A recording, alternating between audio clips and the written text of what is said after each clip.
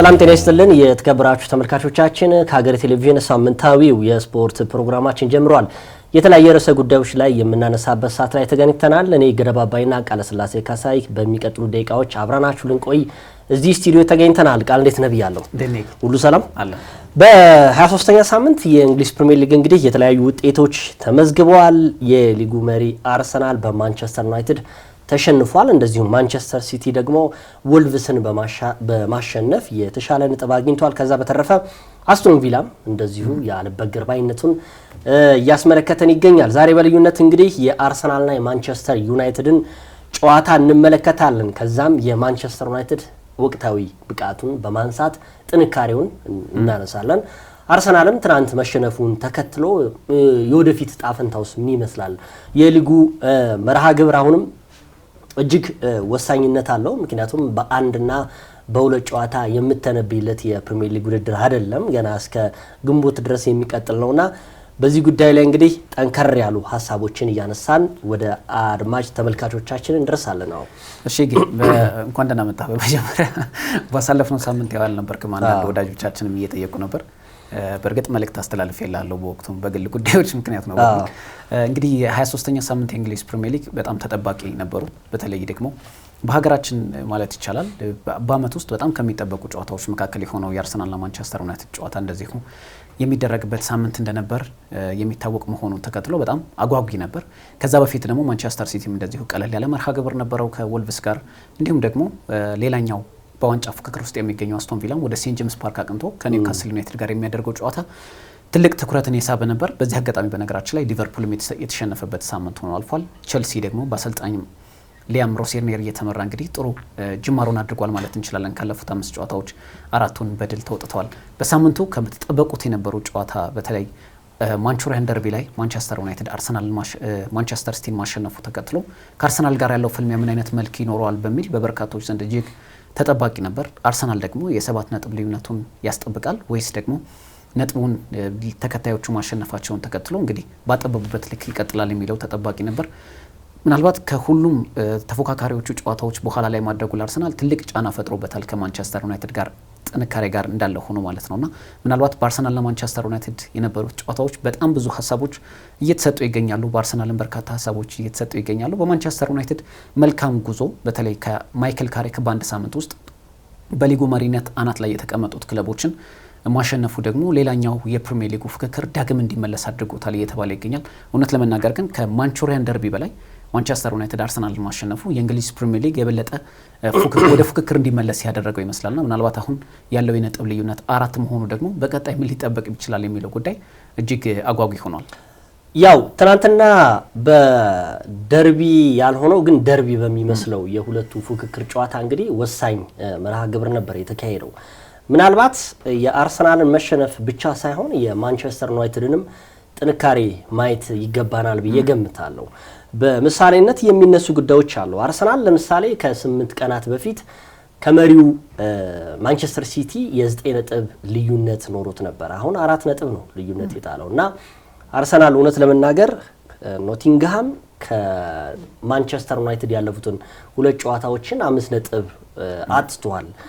ማንቸስተር ሲቲ የሚጥለውን ነጥብ አርሰናል ደግሞ እያሻሻለ አልተገኘም ነው ጥያቄው። እና በነገራችን ላይ አርሰናል ማንቸስተር ዩናይትድ እና ማንቸስተር ሲቲ ከዚህ በፊት እንደምናነሳቸው ሁሉ አርሰናል ሌላ መጥፎ ክብረ ወሰንም በማንቸስተር ዩናይትድ የተያዘበት አለ። እንግዲህ ለበርካታ ዓመታቶች ውስጥ በኤሚሬትስ ላይ ሄዶ ማሸነፍ ያልቻለው ማንቸስተር ዩናይትድ ይሄን አሳክቶታል ትናንትና።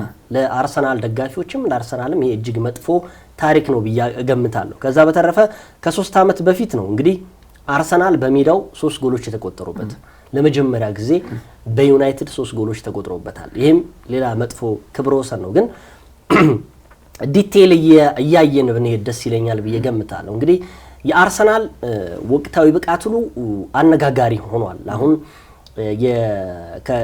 ከቀድሞ ተጫዋቻቸው ሌጀንዳቸው ከፓትሪክ ቬራ ጀምሮ እስከ ሌሎች እነ ቴሪ ዳንኤል ኦንሪ የመሳሰሉ ተጫዋቾችም የቀድሞ ተጫዋቾች በዚህ ሀሳባቸውን እየሰጡ ይገኛሉ።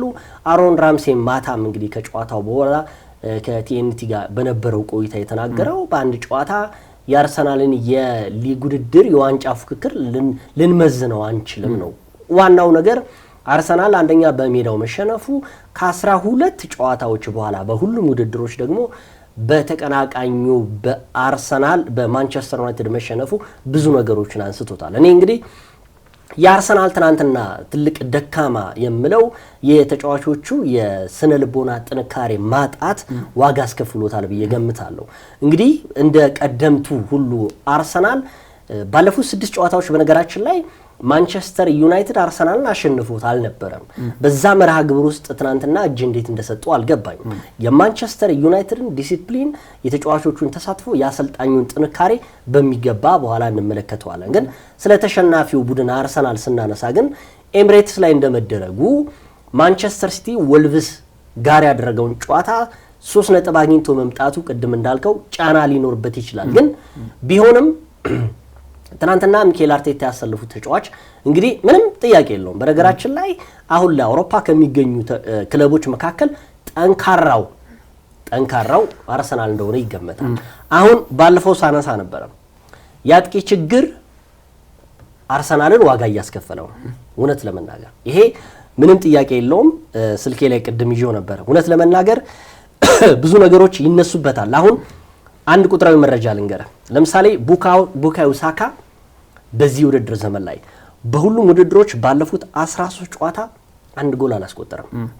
አርሰናል አሁንም በአጥቂ ዋጋ እየከፈለ ማሳያ ነው። ቪክቶር ዮኬሬሽ ባለፉት 11 የፕሪሚየር ሊግ ጨዋታ ኤቨርተን ላይ ፍጹም ቅጣት ምት ከማስቆጠር ውጪ 1 ጎል አላስቆጠረም። በእንግሊዝ ፕሪሚየር ሊግ ላይ ገብርኤል ማርቲኔሊ ባለፉት 13 የፕሪሚየር ሊግ ጨዋታዎች ላይ ምንም ጎል አላስቆጠረም። ኖኖ ማዱኬ ባለፉት 23 የፕሪሚየር ሊግ ጨዋታዎች ላይ አላስቆጠረም ጎል። ከዛ በተረፈ ሊያንድሮ ትሮሳርድ ባለፉት 11 ጨዋታዎች ላይ በሁሉም ውድድሮች 1 ጎል ነው ያስቆጠረው። አሁን ማን ነው ጎል የሚያስቆጥርለት ለአርሰናል? ምክንያቱም እነዚህ አሁን የጠራሁላችሁ ተጫዋቾች በነገራችን ላይ ከ300 ሚሊዮን ፓውንድ በላይ የሚያወጡ ተጫዋቾች ናቸው። ለአርሰናል ግን 1 ጎል ነው የተቆጠረው። እሱም ሊያንድሮ ትሮሳርድ ነው 1 ጎል ያስቆጠረው። ሲጨመቅ አርሰናል ዋጋ እየከፈለበት ነው። ትናንትናም አርሰናል ካስቆጠረው 2 ጎሎች አንዱ በራስ ጎል ላይ የተቆጠረ ነው። አንዱም ደግሞ ከቆመ ኳስ ተቀይሮ የገባው የሚኬል ሜሪኖ ጎል ነው። ስለዚህ አርሰናል አሁን በተከታታይ የአውሮፓ ሻምፒዮንስ ሊጉን በኢንተር ሚላን የኤፍኤ ካፕንም ከዛ ውጭ ግን ወሳኝ መርሃ ግብር ላይ እንደነዚህ አይነት ተጫዋቾች ጎል እያስቆጠሩለት አይደለም። ስለዚህ እኔ ትልቁ ችግር አሁንም የፊት መስመሩ በጣም ዋጋ እያስከፈለው ይገኛል። ከዛ በኋላ ግን ያሰልጣኙ ፍርሃት ተደራራቢ ተደጋጋሚ ፓትሪክ ቪዬራ ትናንትና የተናገረው ጥንካሬ የሚጎላቸው ተጫዋቾች አሉ። የአይምሮ ጥንካሬ በትናንትናው ጨዋታ ላይ ዴክላን ራይስ ማንሳት ትችላለህ፣ የማርቲን ኦዲጋርድን ጉዳይ ማንሳት ትችላለህ፣ የሂንካፒን ጉዳይ ማንሳት ትችላለህ። በጣም መጥፎ ጊዜ ያሳለፉበት 90 ደቂቃ ነበረ። ለማንኛውም አርሰናል ከሞላ ጎደል ቢሸነፍም አሁንም በሊግ ውድድሩ ላይ አናት ላይ ነው። በአውሮፓ ሻምፒዮንስ ሊግ ላይ አናት ላይ ነው። በኤፍኤ ካፕ አናት ላይ ነው። ከዛ በተረፈ ደግሞ እንደዚሁ በካራባው ካፕ አናት ላይ ነው የሚገኘው። በሁሉም ውድድሮች ላይ እየተሳተፈ ይገኛል። ግን ዋስትና የለም ነው አሁንም ጥያቄው። ስለ አርሰናል ስታነሳ ምናልባት በአውሮፓ ቅድም እንደገለጽከው ከሚገኙ በጣም ጠንካራ ክለቦች መካከል አርሰናል በልዩነት ማንሳት ተገቢ ይመስለኛል። ምክንያቱም በአንድ ጨዋታና በሁለት ጨዋታዎች የምትመዝነው ቡድን እንዳልሆነ በውድድር ዓመቱ እያሳለፈበት ያለበት ሂደት መመልከትም ተገቢ ይመስለኛል። በአውሮፓ ሻምፒዮንስ ሊግ ሁሉንም ክለቦች በማሸነፍ እንግዲህ 7ቱንም ጨዋታዎች በማሸነፍ 2 ጎሎች ብቻ ተቆጥሮበት አናት ላይ ተቀምጦ እንግዲህ ወደ ቀጣዩ ዙር ማለፉን ያረጋገጠው አርሰናል ነው እያወራን የምንገኘው። በፕሪሚየር ሊጉ በማንቸስተር ዩናይትድ የደረሰበት ሽንፈት ጨምሮ 3 ሽንፈቶች ነው በውድድር ዓመቱ አጠቃላይ ያስተናገደው በፕሪሚየር ሊጉ። በኤፍኤ ካፕ ወደ ቀጣዩ ዙር ተሸጋግሯል። በካራባው ዋንጫ ደግሞ የመጀመሪያው ዙር ቸልሲን በማሸነፍ እንግዲህ ግማሽ ፍጻሜው በመልሱ ጨዋታ ኤምሬትስ ላይ የሚያደርግ ይሆናል። ግን አርሰናል ቤት ውስጥ በርካታ ነገሮችን ከዚህ በፊትም በተደጋጋሚ አንስተነዋል። አርሰናል በጣም ጠንካራ ቢሆንም ያሉት ጉድለቶች ግን ከምን አንጻር እንመልከታቸው የሚል በተደጋጋሚ ካነሳናቸውና አሁንም ደግመን ብናነሳቸው ትክክል ናቸው ብዬ የማምነው ጉዳይ ቢኖር አሰልጣኝ ሚኬል አርቴታ አንዳንድ ውሳኔዎቻቸው ትንሽ ጥያቄ የሚያስነሳባቸው ናቸው። ለምሳሌ አርሰናልን ስታደንቅ በነገራችን ላይ ይህን አርሰናል የፈጠሩት አሰልጣኝ ሚኬል አርቴታ ናቸው። ነገር ግን ሙሉ ፍጹም ናቸው ማለት አይደለም። ለምሳሌ በጣም ጠንካራው አርሰናል ያል ስናወራ ሚኬል አርቴታ የገነቡት በሂደት በጣም ጠንካራውን በአውሮፓ ቡድን የገነቡት ሚኬል አርቴታን አለማድነቅ አይቻልም። ነገር ግን በዘንድሮ የውድድር ዓመት ከየትኛውም ጊዜ በላይ ትልቅ ጫና ውስጥ እንደሆኑ ግን ምንም ጥያቄ የለው። ለምሳሌ በዚህ ዓመት አሁን በፕሪሚየር ሊግ ውስጥ ለምን ትልቅ ጫና ይሰማቸዋል ካልን አሰልጣኝ ሚኬል አርቴታ በዘንድሮ የውድድር ዓመት የፕሪሚየር ሊግ አሊያም የአውሮፓ ሻምፒዮንስ ሊግ የማሸነፍ ትልቅ ግዴታቸው፣ ምክንያቱም 6ኛ ዓመታቸውን በኤምሬትስ ደፍነዋል። ስለዚህ ትልቅ ዋንጫ ማምጣት ይጠበቅባቸዋል። ነገር ግን ሚኬል አርቴታ ላይ ምን ተመለከትን? ለምሳሌ በአውሮፓ ሻምፒዮንስ ሊግን ሲያሸንፏቸው የቡንደስሊጋው መሪ ባየር ሙኒክን ሲያሸንፉ፣ ወደ ጣሊያን ተጉዘው በጁሴፔ ሜዛ የሴሪያው መሪ ኢንተር ሚላንን ሲያሸንፉ፣ በስፔን ላሊጋ ጠንካራ የሆነው አትሌቲኮ ማድሪድን ሲያሸንፉ የነበራቸውን ነጻነት ግን በፕሪሚየር ሊጉ ግን እየተመለከት ነው አይደለም። ለምሳሌ በተደጋጋሚ ጊዜ አንስተነዋል፣ ቡድኑ የፈጠራ ችግር በጣም ይጎለዋል። ሁለተኛ ነገር ደግሞ አሰልጣኝ ሚኬል አርቴታ የፕሪሚየር ሊጉ ቡድናቸው ከዚህ በተሻለ መልኩ ደፋር ማድረግ አለባቸው። ለምሳሌ ከዚህ በፊት ሊቨርፑልን በአንፊልድ ሲሸነፉ ፈሪው አርሰናል ተመልክተናል። ፈሪው አርሰናል ስለ አሰልጣኝ ሚኬል አርቴታ ከዛ በተሻለ መልኩ ቡድናቸው ደፋር አድርገው ወደ አንፊልድ ማቅናት ይችሉ ነበር። ማንቸስተር ሲቲ ጋር በኤምሬትስ ነጥብ ሲጋሩ በጣም ዶሚኔት አድርገውታል፣ በተለይ ከረፍት በኋላ። ነገር ግን ከረፍት በፊት የወሰዷቸውን ውሳኔዎች ቡድኑን በትልቅ ደረጃ ዋጋ እንዳስከፈለው የሚታይ ነበር። አሁን አሰልጣኝ ሚኬል አርቴታ በጣም ከፔፕ ጓርዲዮላ ወስደውታል ብዬ የማስበው ኦቨርቲንከር የመሆን በጣም የማሰብ በጨዋታዎች ላይ የመጨነቅ ሂደት እየተመለከትንባቸው ነው። ለምሳሌ ባለፉት 3 ጨዋታዎች አንድም ጨዋታ አላሸነፉ። በፕሪሚየር ሊጉ ከሊቨርፑል ጋር በኤምሬትስ አቻ ተለያይተዋል። ወደ ሲቲ ግራውንድ አቅንተው ከኖቲንጋም ፎረስት ጋር አቻ ተለያይተዋል። አሁን ደግሞ በማንቸስተር ዩናይትድ ተሸንፈዋል። በኖቲንጋም ፎረስት ላይ አሰልጣኙ አስቶን ቪላም ማንቸስተር ሲቲ ነጥብ ጥለውላቸው ነው እንግዲህ ወደ ሲቲ ግራውንድ ያቀኑት። ነገር ግን በዛ ጨዋታ ላይ ለምን ኦቨር እንደተጨነቁ አልገባኝም። በውሳኔያቸውም በጣም ተገርሜ ነበር። ምን ነበር ያደረጉት? ቡካዮ ሳካንና ሊያንድሮ ትሮሳርድን በፕሪሚየር ሊጉ ጎሎችን ባያስቆጥሩም አሁን በሚፈለገው ልክ የሚገኙ ተጫዋቾች ባይሆኑም አሁን ነገር ግን በቡድኑ ባለፉት ሳምንታት በቋሚነት ቡድኑ ሲያገለግሉ የነበሩ ተጫዋቾችን ተቀያሪ ወንበር ላይ አድርገው በነኖኒ ማዱዌኬና ጋብሪኤል ማርቲኔሊ የተጫወቱት። ከዛ በኋላ በአውሮፓ ሻምፒዮንስ ሊግ ጥሩ እንቅስቃሴን ያደረገው ጋብሪኤል ጄሱስ በፕሪሚየር ሊጉ ቋሚ አድርገው ከቪክቶር ዮኬሬሽ በላይ ያሰልፈውታል። እውነት ለመናገር ይሄ ውሳኔ እርግጥ አሰልጣኙም የሚፈልጉት ውጤት እንደሆነ እንረዳለን። ግን አትሊስት በማንቸስተር ዩናይትድ ጨዋታ ላይ በፕሪሚየር ሊጉ ባለፉት ጊዜያት ተከላካዮችን በሚፈለገው ደረጃ ላይ ግብ እያስቆጠረ ባይገኝም ነገር ግን የአርሰናል የማጥቃት ሂደትን አዲስ ገጽታ የፈጠረው ቪክቶር ዮኬሬሽን በቋሚነት ይጠቀሙታል ተብሎ በበርካቶች ዘንድም የተጠበቀ ነበር። አንደኛ ነገር ጋብሪኤል ጄሱስ እውነት ለመናገር በተለይ ከጉልበት ጉዳት ካጋጠመው በኋላ ከሳምንት ብቃቱን መድገም የማይችል ተጫዋች፣ ያ ደግሞ በበርካታ ጊዜ ተመልክተናል። ለምሳሌ በአውሮፓ ሻምፒዮንስ ሊግ እውነት ነው 2 ጎሎች አስቆጥሯል። ካለጫና የተጫወተ ቡድን ነበር። ኢንተር ሚላንን በጁሴፔ ሜዛ በጣም ማጥቃትን መርጦ የሄደ አርሰናል ነበር የተመለከትነው። ግን ስንመለስ ግን ወደዚህ ምን ተፈጠረ?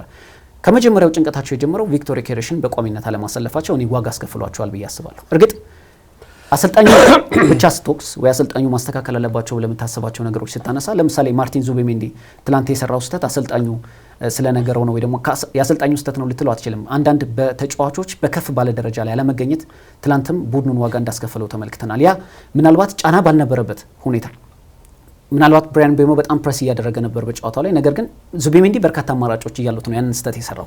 አሰልጣኙ ጋር የምታነሳቸው ስህተቶች እንዳሉ ሁሉ ተጫዋቾች ግን አፈጻጸማቸው ምን ይመስል ነበር የሚለው ትልቅ ጥያቄን ያጭራል። ግን ያልጠበቅኳቸው ውሳኔዎች ነበሩ። ለምሳሌ ጋብሪኤል ጄሱስ ላይ እንደወሰኑት ውሳኔ አሰልጣኝ ሚኬል አርቴታ በኢንተር ሚላን በአውሮፓ ሻምፒዮንስ ሊግ ላይ በጣም ጥሩ እንቅስቃሴን ያሳየው ማይልስ ሉዊስ ስኬሊ ነበር። ለምሳሌ በእንደዛ ካነሱ አሰልጣኙ ማለት ነው። ምክንያቱም ማይልስ ሉዊስ ስኬሊ በዘንድሮ የውድድር ዓመት ኮንፊደንሱ በጣም ወርዷል ብዬ ከማሰቡ ተጫዋቾች መካከል አንደኛው ነው። ምክንያቱም የመሰለፍ ዕድሎችን እያገኘ አይደለም በሪካርዶ ካላፊዮሪና ፒሮ ሂንካፔ። ነገር ግን በአውሮፓ ሻምፒዮንስ ሊግ ባሳየው ብቃት ግን ለረጅም ጊዜ ከጨዋታ ርቆ የነበረው ፒሮ ሂንካፔን እዛ ቦታ ላይ ማሰለፋቸው ምን ያህል ጥንቃቄን ፈልገው እንደገቡ አሁንም የተመለከትንበት ነበር። አርሰናል የበለጠ ደፋር ሆኖ ማጥቃት ሲጫወት ምን ማድረግ እንደሚችል በዘንድሮ የውድድር ዓመት ተመልክተን ነበር። ለምሳሌ ቶተንሃም ሆትስፐርስን በሰሜን ለንደን ደርቢ እንዴት እንዳደረጉት ተመልክተናል።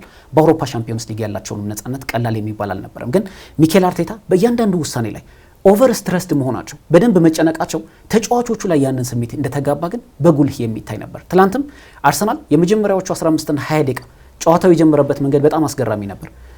ጎልም የማግኘት እድሉ ነበረው። ከዛ በላይ ተጭኖ መጫወት ቢችል የተሻለ ፐርፎርም ማድረግ ይችሉ ነበር ብዬ አስባለሁ። ነገር ግን ሚኬል አርቴታ ከሳምንት ጥንቃቄን ብቻ በመምረጥ እየወሰዱት ያለበት ሂደት ግን አርሰናል ከዚህ ደረጃ ከፍ ባለ መልኩ እንዳይገኝ እያደረገው ይገኛል ብዬ አስባለሁ።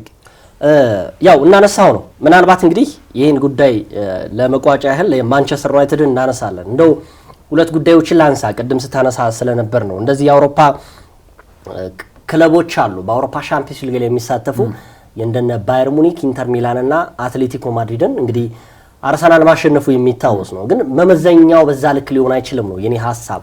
አርሰናል አሁንም ምንም ጥያቄ የለውም። ባለፈውም ስናነሳ እንደነበረው የሊጉ ጠንካራ ቡድን አቻ ወጣ። የሊጉ ጠንካራ ቡድን አሁንም በማንቸስተር ዩናይትድ ተሸንፏል። አሁንም ኮት ውስጥ እንዲገባ የሚፈልገው ነገር የሊጉ ጠንካራው ቡድን አርሰናል ነው፣ ምንም ጥያቄ የለውም። ነገር ግን አርሰናል በአውሮፓ ሻምፒዮንስ ሊግ የሚያመጣውን ውጤት በእንግሊዝ ፕሪሚየር ሊግ ላይ መድገም እያቃተው ነው የሚገኘው። ባለፈው ሳምንት ኢንተር ሚላንን ከመጠሙ በፊት ከኖቲንጋም ፎረስት ጋር አቻ የተለያየበት አጋጣሚ ነበር። አሁን በአውሮፓ ከሚገኙ ክለቦች ውስጥ ስታመጣልኝ ከኖቲንጋም ፎረስት እና ከኢንተር ሚላን ኃያሉ ክለብ የትኛው ነው? አስፈሪው ቡድን የትኛው ነው? ኢንተር ሚላን ነው። ነገር ግን ኖቲንጋም ፎረስት አቅቶት ነበር። ያም እኮ ጆሴፔ በኢንተር ሚላን ሳንሲሮ ሄዶ እኮ ነው የገጠመው እኮ። ለዛውም እንግዲህ ወደ ጣሊያን ተጉዞ 3 ጎሎችን አስቆጥሮ ነው የገባው ወደ ኤምሬትስ የተመለሰው።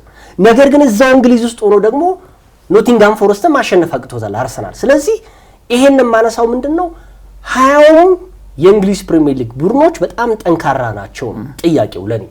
ነገር ግን አርሰናልን በአውሮፓ ሻምፒዮንስ ሊግ በሚሳተፉ ቡድኖች ልክ ልንመዝነው አይገባም። ያኛው የተለየ ትኩረት የሚሰጥ ነው። በቃ የጨዋታው ፍልስፍና ሁሉ የሚለይ ይመስለኛል እዛ ላይ። ከዛ በተረፈ ቅድም ያነሳው ትናንትና እኔ በማንቸስተር ዩናይትድ ጨዋታ ላይ የቪክቶር ዮኬሬሽ አለመሰለፍና የጄሱስ ቀድሞ መግባት ለኔ እንደውም የቪክቶር ዮኬሬሽ አለመሰለፉ ለኔ ጥቅም እንደውም ይሻላል። እኔ የግል ምልከታዬ ትናንትና እኮ 2 ነው ያደረገው እኮ አይደል? ቪክቶር ዮኬሬሽ ራሱ ተቀይሮ እኮ ምንም ጥያቄ የለውም እኮ። እኔ እሱ ልጅ ነገር ከባድ እየሆነ ነው የሚመጣው። ቅድም እንዳልኩ ነው ባለፉት 13 ጨዋታዎች 1 ጎል ላይ ያስቆጠረው ፍጹም ቅጣት ምት ነው። በአውሮፓ ሻምፒዮንስ ሊግ ኢንተር ሚላን ላይ ጎል አስቆጥሯል። ወሳኝ መርሃ ግብር ላይ ግን 3 ነጥብ አርሰናል በሚፈልግበት ሰዓት ላይ ከገብርኤል ጄሱስ እንደዚሁም ከቪክቶር ዮኬሬሽ ለአርሰናል ጠቃሚው ማን ነበረ? ገብርኤል ጄሱስ ነው። አስቶን ቪላ ላይ አርሰናል ጎል ሲያገባ ያን ሁሉ ጎል ገብርኤል ጄሱስ ጎል አስቆጥሯል። ከዛ በተረፈ እንደዚሁም ኢንተር ሚላን ላይ ወሳኝ 2 ጎሎችን ያስቆጠረው እሱ ነበረ። መጨረሻ ላይ ተቀይሮ ገብቶ ጎል ሊያስቆጥር ይችላል። ግን አርሰናል አሁንም እንደዚህ አይነት 3 ነጥብ በሚፈልግበት ሰዓት ላይ እንደዚህ አይነት ተጫዋቾች አለመኖሩ በጣም ነው የሚያሳዝነኝ። አሁንም እውነት ለመናገር ማንቸስተር ሲቲን እየፈራው ነው አሁን ላይ። አሁን በወልቭስ ብቻ ጨዋታ ሁለተኛ ቀደም እንዳነሳው በአንድና በሁለት ጨዋታዎች ላይ አርሰናልን መመዘን አይቻልም። እኔ መመዘን ይችላል። በጣም ከባድ ነው። እንደውም የእንግሊዝ ፕሪሚየር ሊግ ጠንካራ ስለሆነ እኮ ነው በቃ ዛሬ ምን ሊፈጠር ይችላል ምናምን እንጂ ቀደም እንዳነሳው ከ8 ቀን በፊት አርሰናል የሊጉ መሪ 9 ነጥብ ልዩነት ከሲቲ ጋር ነበረው። አሁን ጥሎ 4 ነጥብ 9 ነጥብ ነው 7 አይደለም 9 ነጥብ ነበረው የነበረው። ያው ኖቲንጋም ፎረስትን ባይጥለው ነው 9 መሆን ይችላል። እሱ ነው ብለህ እኮ ከኖቲንጋም ፎረስት ጋር ማለት ነው። ይሄ ማለት ደግሞ ማንቸስተር ዩናይትድ በማንቸስተር ሲቲ ሲሸነፍለት ማንቸስተር ሲቲ ሲሸነፍለት አልተጠቀመበትም በኖቲንጋም ፎረስት። ይባስ ብሎ ደግሞ ወልቭስን ሲያሸንፍ አስቶን ቪላ ነው ማንቸስተር ዩናይትድ ወደ እንግዲህ ኤምሬትስ ላይ ሲጋብዘው ወልቭስን ሲያሸንፍ ሲቲ ማለት ነው ጠንካራ ሆኖ መግባት ነበረበት። ስለዚህ እድሉን እየተጠቀመ አይደለም አርሰናል። ብዙ ነገሮች እየተነሱበት ይገኛሉ። አሁንም የተጫዋቾች ስነ ልቦና ግን በስነ ስርዓት ሊታይበት ይገባል ብዬ አምናለሁ። ወደ ዩናይትድ እንለፍ። ምናልባት ጠንካራ ቲም እየተገነባ ነው። እኔ ባለፈውም ስናገረው ነበር ማንቸስተር ዩናይትድ ጥሩ አሰልጣኝ ካገኘ የሚለወጥ ቡድን ነው። ግን ጥሩ አሰልጣኝ ስትል ደግሞ ዘለቄታ ያለው አሰልጣኝ ነው። አሁን የማንቸስተር ዩናይትድ ጥንካሬ እናነሳለን፣ የካሪክን ጥንካሬ እናነሳለን። ስጋትና ፍርሃት አለኝ። አንድ ስጋትና ፍርሃት በማንቸስተር ዩናይትድ ውስጥ ያለ ወደ በኋላ መለስበታለሁ። 2016-17 የውድድር ዘመን ይመስለኛል አሰልጣኝ ኦሊ ጉናር ሶልሻየር በጊዜው አሰልጣኝነት ሆኖ ተከታታይ 8 ጨዋታዎችን ሲያሸንፍ ፒኤስጂን ጨምሮ በአውሮፓ ሻምፒዮንስ ሊግ ልክ ያሁኑን ትኩረት ነበር የሳበው ማንቸስተር ዩናይትድ። ያን ጊዜም ማንቸስተር ዩናይትድ ጥሩ ያልነበረበት ከአሰልጣኝ ጆዜ ሞሪኖ ተቀብሎ ኦሊ ጉናር ሶልሻየር ሲገባ ተከታታይ 8 ጨዋታዎችን አሸነፈ። አሁንም ካሪክ ተከታታይ 2 ጨዋታዎችን ወሳኝ ነጥብ አሳክቷል። ምንድነው ዋስትናው ነው? ከዛ በኋላ ስጋት ነው ማለት። ከዛ በተረፈ ግን ጥንካሬዎቹን ደግሞ እናነሳለን። የጨዋታ ፍልስፍናው በዛ በማንቸስተር ዩናይትድ ውስጥ ታሪካዊ ተጫዋች ነው ማለፉ ለእንደዚህ አይነት የምታስታውስ ከሆነ እኮ በማንቸስተር ሲቲ ጨዋታ ላይ እንደፈለጉ ሲቦርቁ ነበር እንደ ህፃን ልጅ እኮ በደንብ ምክንያቱም የዶርጉ እኔ ሳላደንቅ የማላልፈው ነገር ፓትሪክ ዶርጉ በዚህ ደረጃ ምርጥ ተጫዋች ነው ወይ የሚያስብልህ። ምክንያቱም በወሳኝ ሁለት መርሃ ግብር ላይ 2 ጎሎችን አስቆጥሯል። ብሪያን ምቤሞም 2 ወሳኝ ጎሎችን አስቆጥሯል። የማቲያስ ኩና ሚናን ቀይሮ ነው የገባው። እንግዲህ ይህ ተጫዋች ፓትሪክ ዶርጉ የፊት መስመር አጥቂ አድርጎታል። አንዳንዴ ወደፊት ይሄዳል፣ እንደ ልቡ ይሆናል። ከዛስ የብሩኖ ፈርናንዴስ ደግሞ በደንብ ወደፊት መጠጋት ለማንቸስተር ዩናይትድ ትልቅ መነሳሻ ሆኗል ብዬ ገምታለሁ።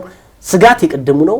ወደፊት ደግሞ የሚታየው ነገር የሁለቱ የክለብ በተለይ የአሰልጣኝ ማይክል ካሪክ ሚናው ምንድነው የሚለውን ያው ባለፈውም ስታነሳው ነበር አንተ ትልልቅ ተጫዋቾች የቀድሞ ጫና እያበዙበት ይገኛሉ። ካሁኑ የቀድሞ ተጫዋቾች እኔ ምን እየወሰዱ እንደሚገቡ አላቅም። ስቱዲዮ ሲገቡ እውነቴን ነው የምነግርህ። ለምን ትላንት በጣም ትልቅ ድል ያስመዘገበው ለምሳሌ ማይክል ካሪክ አርሰናልን አሸንፏል። የሊጉ መሪ፣ የአውሮፓ ሻምፒዮንስ ሊግ መሪ፣ በአውሮፓ ውስጥ ጠንካራ የምንለው አርሰናልን ያሸነፈው ያውም ኤሚሬትስ ድረስ ተጉዞ ማለት ነው። አትሊስት ማንቸስተር ዩናይትድ ማንቸስተር ሲቲን በመፎካከር ይችላል ብለህ ታስባለህ። አንደኛ ማንቸስተር ሲቲ ከነበረው ወቅታዊ አቋም አንጻር፣ ሁለተኛ በማንቹሪያን ደርቢ ሜዳው ኦልድ ትራፎርድ መሆኑ ደግሞ ማንቸስተር ዩናይትድ ታሪኩን እንኳን እያሰበ ተነሳሽነት ካለው ያንን ጨዋታ ሊገዳደር ይችላል ብለህ ታስባለህ። ግን ወደ ኤሚሬትስ አቅንቶ ግን ትልቅ ስኬት ነው፣ ከ3 ነጥብ በላይ የሆነ ስኬት ነው ያስመዘገበው። ከዛ ጨዋታ መጠናቀቅ በኋላ ሮይ ኪን አሁንም ምንድን ነው ያለው?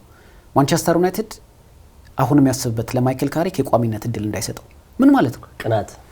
እኔ ቴንኪዩ ዊኪ። በነገራችን ላይ ይሄ ቅናት የሚለው ነገር ከየት የመጣ ይመስለኛል? አብዛኞቹ ተጫዋቾች ያቸው የድሮ ተጫዋቾች እነ ፖል ስኮልስ፣ እነ ጋሪ ኔቭል፣ እነ ሮይ ኪን የሚሰጧቸው አስተያየቶች ነገሮችን ያላገናዘበና የራሳቸው ታሪክ እንዳይነካባቸው ነው የሚመስለው። የቀድሞ ተጫዋች መጥቶ በማንቸስተር ዩናይትድ ቤት ውስጥ ስኬታማ እንዲሆን የሚፈልጉ አይመስለኝም። ለምሳሌ የአርሰናል ሌጀንዶችን ተመልከታቸው። ብዙ ጊዜ አሰልጣኙን ከመተቸት ተጫዋቾቹን ከመተቸት ይልቅ ነገሮች እንዴት መስተካከል እንዳለባቸው አስተያየቶች ሲሰጡ እንመለከታለን። ቴሪ ዳንኤል ኦንሪ የአርሰናል ምልክት ነው፣ ግን በጣም በተደጋጋሚ ጊዜ ሚኬል አርቴታን ስንተቻ አንሰማውም። ግን ሚኬል አርቴታ ማድረግ አለባቸው ብሎ የሚያስበው ግን በትልቅ አሰልጣኝ እንደ ተመራ ተጫዋች ራሱም አሰልጣኝ ሆኖ እንዳለፈ ሰው የሚሰጣቸው ምክር ሀሳቦች ግን አሉ። በማንቸስተር ዩናይትድ ቤት ውስጥ ያለው ግን በጣም የተለየ ነው። አብዛኞቹ ተጫዋቾች ትችት ከመሰንዘር ባለፈ ተጫዋቾችን ስማቸውን እየጠቀሱ ከማብጠልጠል ባለፈ ይሄ ነው የሚለው በትልቅ ደረጃ የምናነሳው የረባ ተግባር ሲመለከቱ ነው ተመልክቼ አላውቅም። በእግር ኳስ ተጫዋችነት በጣም ትልቅ ታሪክ የሰሩ ተጫዋቾች ናቸው። ባለፉት ከ2013 ጀምሮ በቋሚነትና በጊዜያዊነት የተሾሙት 12 አሰልጣኞች ተቀያይረዋል። 12ቱም አሰልጣኞች ላይ አፋቸውን ከፍተዋል። ይህ ማለት ለክለቡ አንድ የጠቀመው ወይ የረባ ነገር የለውም ብዬ ነው የማስበው። ማይክል ካሪክ ለሁለተኛ ጊዜ ነው ማንቸስተር ዩናይትድን የተረከበው። በ2021 በጊዜያዊነት ማንቸስተር ዩናይትድን መርቷል። በወቅቱ 3 ጨዋታዎችን መርቷል። ቪያሪያልን መምራት ችሎ ነበር። በኋላ ላይ ደግሞ አሸንፎ ነበር ቪያሪያልን በኤሮፓ ሊግ አሰልጣኝ ኡናይ ኤምሪን። አርሰናልን በሚኬል አርቴታ ማሸነፍ ችሏል። ከቸልሲ ጋር በወቅቱ አሰልጣኝ የነበሩት ቶማስ ቱኸል አቻ ተለያይቷል። አሁን ደግሞ ሚኬል አርቴታን ደግሞ አሸንፏል። አሰልጣኝ ፔፕ ጓርዲዮላን ደግሞ አሸንፏል። ስለዚህ ይህ ሰው ጥሩ ስራ እየሰራ ነው። ለምሳሌ በነገራችን ላይ ማንቸስተር ዩናይትድ የተቀየረው በማይክል ካሪክ አይደለም። አሰልጣኝ ሩበን አሞሪም በርካታ ትችቶች ብንሰነዝርባቸውም በርካታ ሀሳቦች ቢነሱባቸውም ማንቸስተር ዩናይትድ በዘንድሮ የውድድር ዓመት ግን የተለየ መልክ ያለው የማጥቃት ሂደት ይዞ መጥቷል። ለምሳሌ ኦፕታ የወጣው አንድ መረጃ ስንመለከት ከአርሰናል ጨዋታ በፊት ማንቸስተር ዩናይትድ በዘንድሮ የውድድር ዓመት በእንግሊዝ ፕሪሚየር ሊግ በርካታ የግብ ዕድሎችን የፈጠረው የፕሪሚየር ሊጉ ክለብ ነው። 259 ጎሎችን የግብ ዕድሎችን ፈጥሯል። በአውሮፓ የሚበለጠው በአውሮፓ ታላላቅ 5 ሊጎች የሚበለጠው በሪያል ማድሪድ፣ ባርሴሎናና ኢንተር ሚላን ብቻ ነው። ይህ ማንቸስተር ዩናይትድ በተለይ የማጥቃት ችግር የነበረበት በዘንድሮ የውድድር ዓመት ኢቭን ጎሎች በሚጠበቀው ልክ እንኳን ባያስቆጥሩ ጎኑ የሚባለው የቆመ ኳስ በዘንድሮ የውድድር ዓመት 13 ከፍጹም ቅጣት ምት ውጭ የቆሙ ኳሶች ያስቆጠረ ቡድን ነው። በብዙ መልኩ ለውጦች ነበሩት፣ ግን ይሄን ለውጥ የሚያፋፍም አሰልጣኝ ግን ይፈልግ ነበር።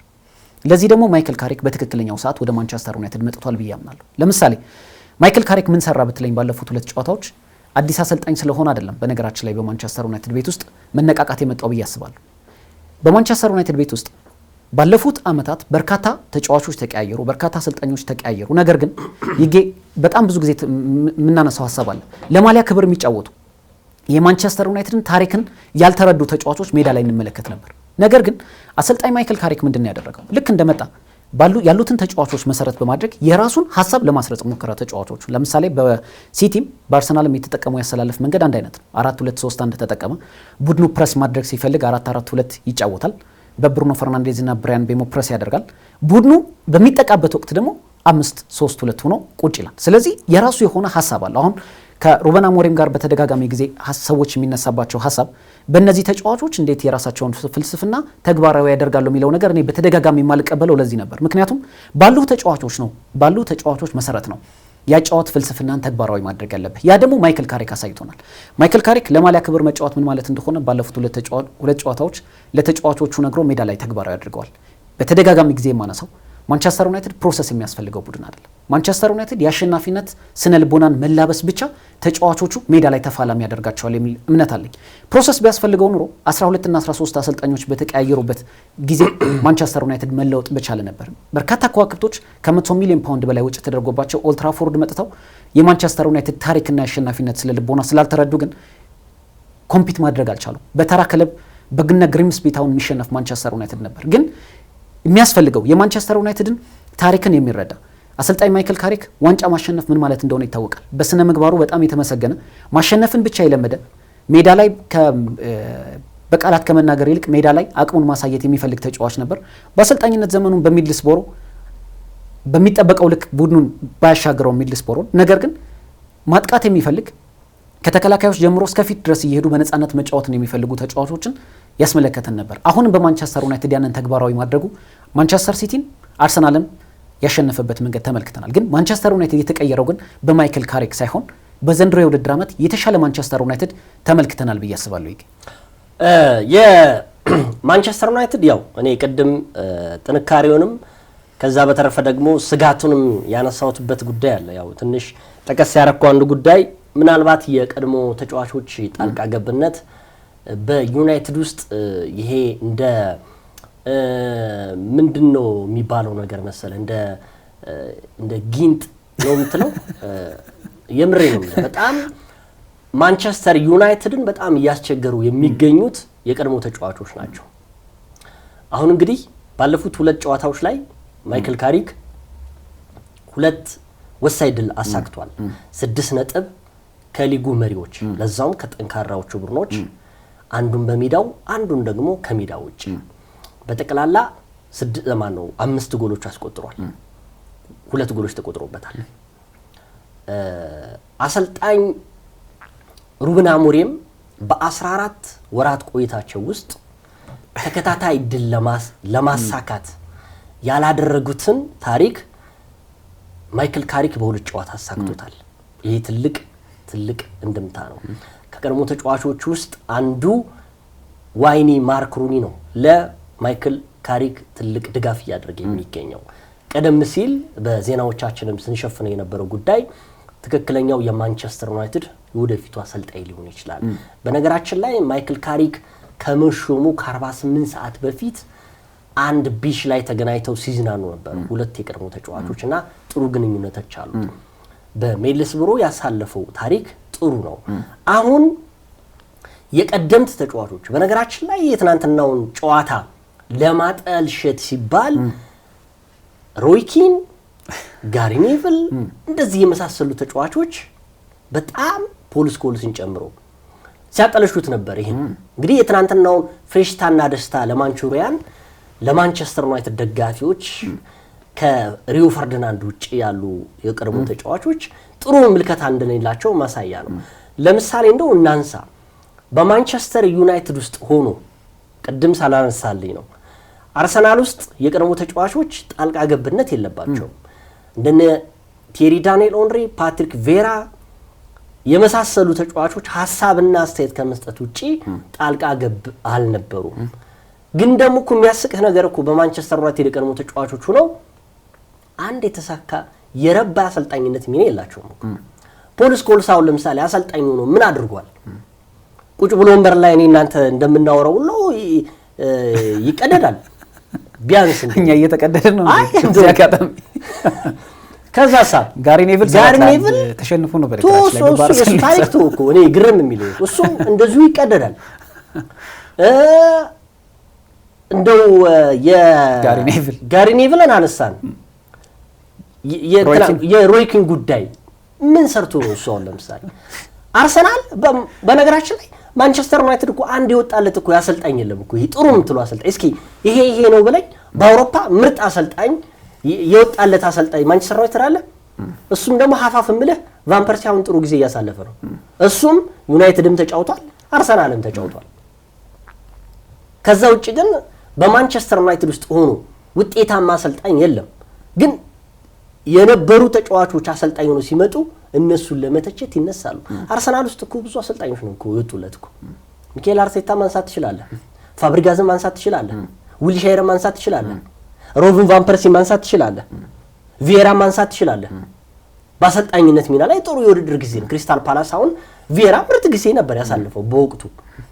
በማንቸስተር ዩናይትድ ላይ እስኪ ይሄ ነው የምትለው አንድ ተጫዋች የነበረ አሰልጣኝ የለም። ግን ሚዲያ ላይ እየወጡ ይበሸቀጣሉ። እንደዚህ ዋይኒ ማርክሩን አሁን ጥሩ የውድድር ጊዜ የለውም እንዳለ ከፕሪሚየር ሊግ እንኳን መያዝ አልቻለም እኮ የፕሪሚየር ሊግ ክለብ እንኳን መያዝ አልቻሉም።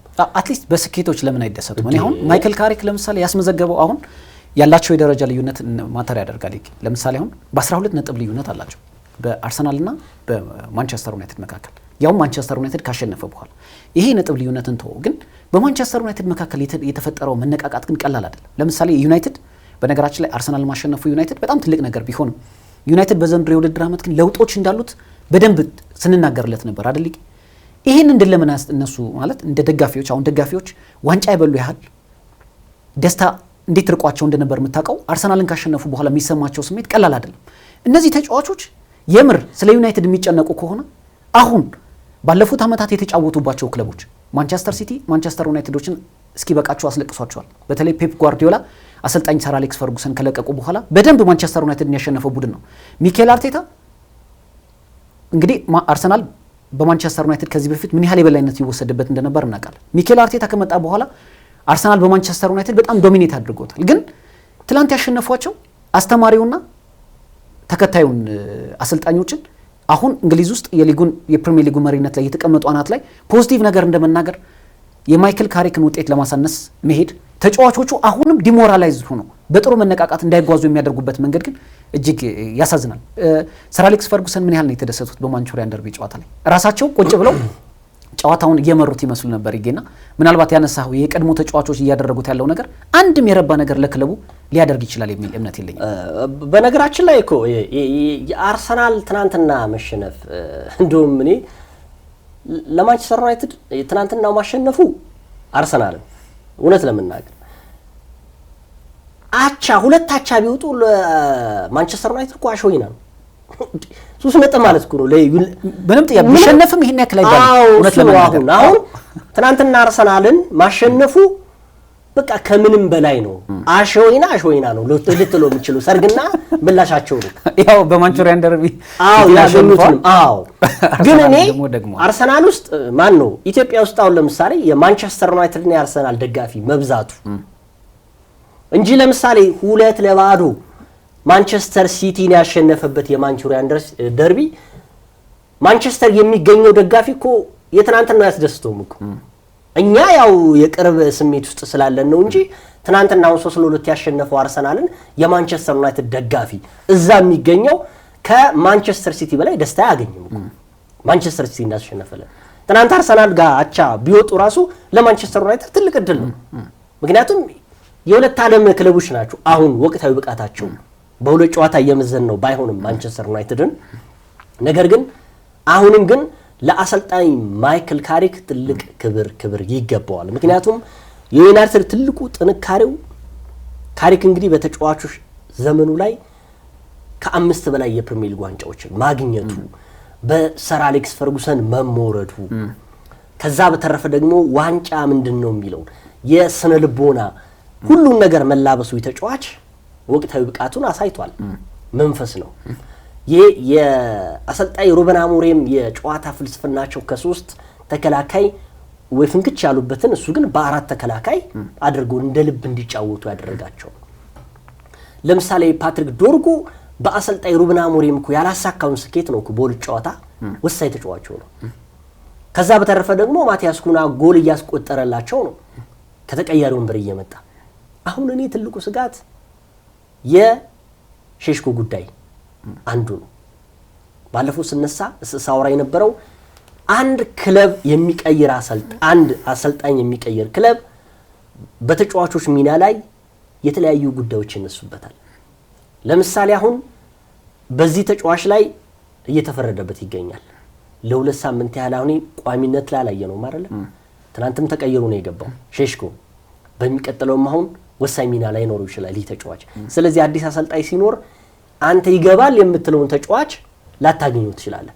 ለምሳሌ አሰልጣኝ ሩበን አሞሪም የሜኑን ጉዳይ ስታነሳ የመሰለፍ እድል ሳይሰጡት ቀርተዋል። አሁን ደግሞ በአሰልጣኝ ሚኬል ካሪክ እንደገና የተወለደ እንደውም እኮ በጥሬ ተጫዋቾች ዝውውር ገበያ ላይ ወደ ናፖሊ ይሄዳል፣ ወደ ቼልሲ ይሄዳል ምናምን እየተባለ ነበር። አሁን ከእንደገና እየተወለደ ይገኛል። እንደዚህ አይነት ሚና ይኖሮታል። እኔ አዘለም አቀፈም ያው ተሸከሙ ነው ይባል ይለ 3 ነጥብ ነው የሚፈልገው የትኛውም ክለብ ማሸነፍና ማሸነፍ። ማንቸስተር ዩናይትድ ግን ሁሉን የተላበሰ ክለብ ሆኗል። አሁን የሚያሸነፍ 3 ነጥብ ይዞ ከጨዋታ ጨዋታ የበሰለ ቡድን በማጥቃቱም በመከላከሉ ሚና እንደዚሁም ደግሞ በአንድነት ዲሲፕሊን። ትናንትና ለማንቸስተር ዩናይትድ ትልቁ ይሄን የማሸነፍ ግስጋሴ የምለው ዲሲፕሊን ነው። ትናንት ተጫዋቾቹ በጣም ዲሲፕሊን ነበሩ። እያንዳንዷን ደቂቃ በስነ ስርዓት ዘግተው ሲጫወቱ ነበር። የመልሶ ማጥቃታቸው ደስ ይል ነበር። አርሰናል ግን ይሄን ንቆ ይገባ ይመስለኛል። አርሰናል ትናንት ትልቅ የተቸገረበት ሚና የነበረው የመሃል ሜዳው እጅግ የተጎዳበት አጋጣሚ ነበር። እንግዲህ በሆነ አጋጣሚ ማርቲን ዙቢሜንዲ የሰራው ስህተት ዋጋ አስከፍሎታል። ያቺ አቻ የሆነች ጎል በማርቲን ዙቢሜንዲ ባትሰራ ግን ያቺ ጨዋታ ትለወጣለች ብዬ አልገምትም ነበር። ነገሮችን አሁን ነው ብለህ ባትገምትም። ነገር ግን አርሰናል በነገራችን ላይ አንድ ደግሞ መረጃ እያየው ነበር። ይሄ እንኳን ለፈገግታ ሊሆን ይችላል አላውቅም። የ46 ዓመቱ እንግሊዛዊ ዳኛ ክሬግ ፓውሰን አርሰናልና ማንቸስተር ዩናይትድን በነገራችን ላይ መጥፎ ድል ነው እኚህ አሰልጣኝ እኚህ ዳኛ አርሰናል ሲጫወት 34 ያህል የሊግ ጨዋታዎችን መርተውታል። አርሰናል ሲጫወት በ12ቱ ተሸንፏል። አርሰናል ከ12ቱ ሽንፈት ደግሞ 4 ጊዜ በተገናኙበት የማንቸስተር ዩናይትድ እና የአርሰናል ጨዋታ ላይ 3ቱን በማንቸስተር ዩናይትድ ተሸንፏል። አንዱን ነው ያሸነፈው። በማን መሪነት? በእኛ ዳኛ መሪነት። ይሄ እንግዲህ ያው አጋጣሚ ጉዳይ ነው እንጂ ብዬ አልገምተው። ከዛ በተረፈ አሁንም ግን አርሰናል 84.44 በመቶ የፕሪሚየር ሊጉን ዋንጫ የማንሳት እድል አለው ብሏል ኦፕታ። ማንቸስተር ሲቲ ደግሞ 8.38 በመቶ ሁለተኛ፣ እንደዚሁም ደግሞ አስቶን ቪላ 7.09 በመቶኛ የማሸነፍ እድል አላቸው። ሌሎቹ አስገራሚ ነገር ደግሞ ከ3ቱ ክለቦች ውጪ 1 በመቶ ነው የተሰጣቸው። ከዛ በታች ነው ያላቸው። ስለዚህ አሁን የሊጉ ፉክክር ከ50% በላይ የአርሰናል የመሆን እድሉ ነው።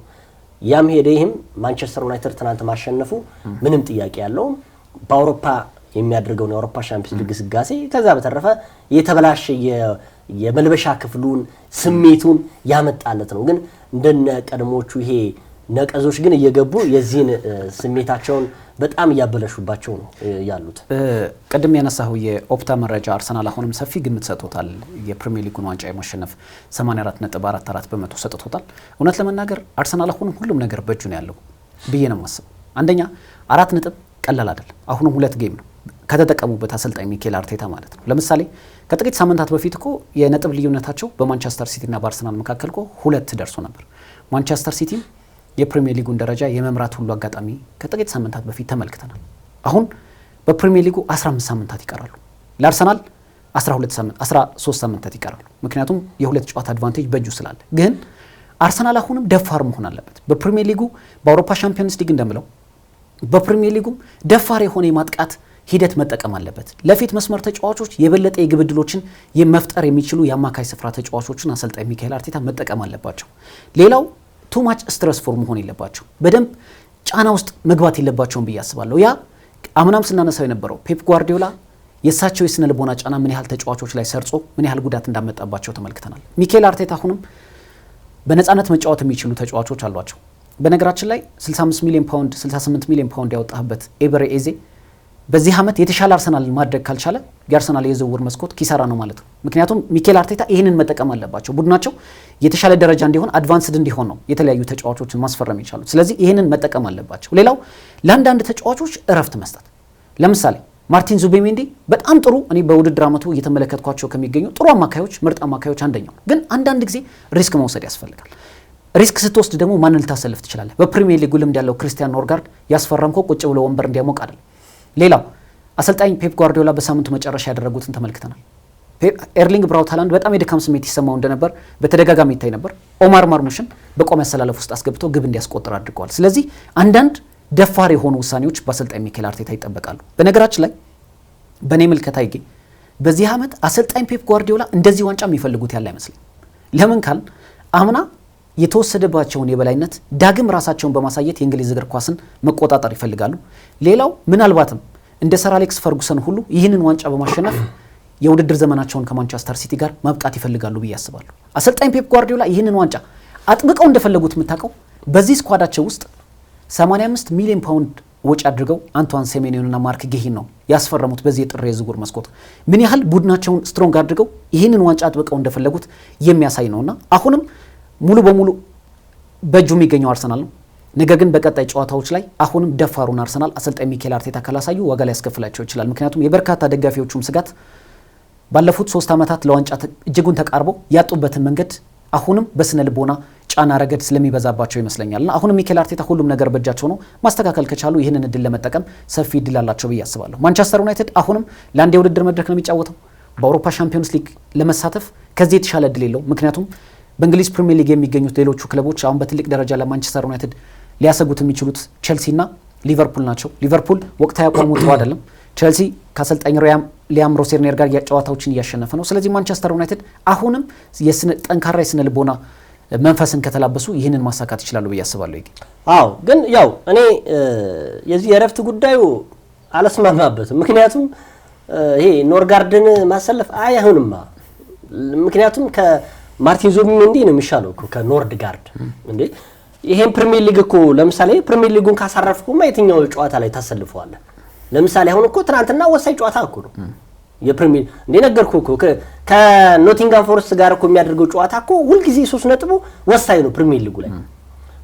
አሁን ለምሳሌ የገዛቸውን ተጫዋቾች ኖርጋርድን አሁን ለምሳሌ ኤፍኤ ካፕ ላይ ነው ትክክል ነው አሰልፉታል። ካራባው ላይ ላሰልፉ ይችላል። የድካም ስሜት የሚሰማባቸው አንዳንድ ተጫዋቾች ቢኖሩ አሁን በዩናይትድ ጨዋታ ይሰለፍ ማለት ሳይሆን ግን አንዳንድ ጊዜ ደግሞ ደፋር የሆኑ ውሳኔዎች ግን ያስፈልጋሉ።